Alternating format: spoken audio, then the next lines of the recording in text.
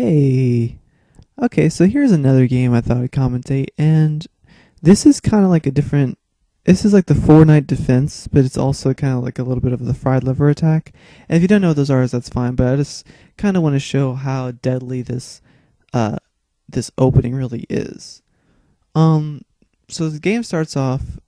Pawn to e4. It's a very strong move. He attacks right away with his knight. Now, there's a few things I could have done from here. I could have kept pushing with my pawn and kind of make his horse, go around the board, but I don't really like doing that.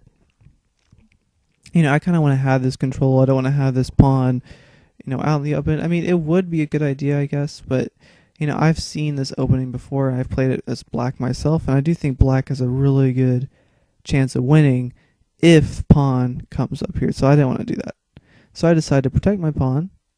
He blocks, and now this kind of just turns into, the four-night defense, and it looks kind of cool actually, all symmetrical. So, and then I respond with this. Now, This is what I did in my last video. I simply bring my knight up here safely because his knight is kind of being blocked, is blocking his queen, so I can just come up here and move right here. And now, finally, so many times I've seen people just completely not see this. He actually decides to. Oh, well, first he brings his bishop up here. I guess I don't know what. I guess he was just trying to copy me, or I think he was trying to hone in on my weakness as well.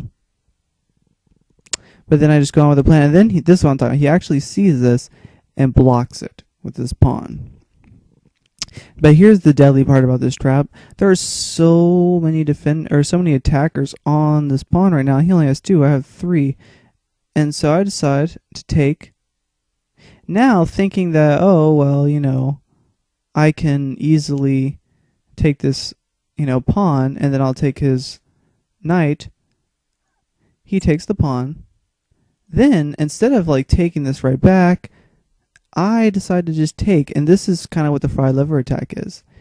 Right now, he either has to lose a queen or his rook, and his only thing to really prevent this is to, he can move, or he can just take with his king. So it's kind of forcing his king to take, and he can't castle anymore.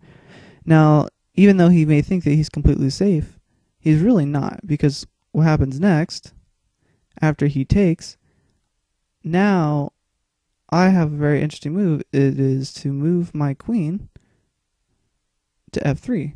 Now he's in check, and he has a lot of options actually from here. His best move would have been to move to e6, and if he would have done that, then he would have been able to protect this knight.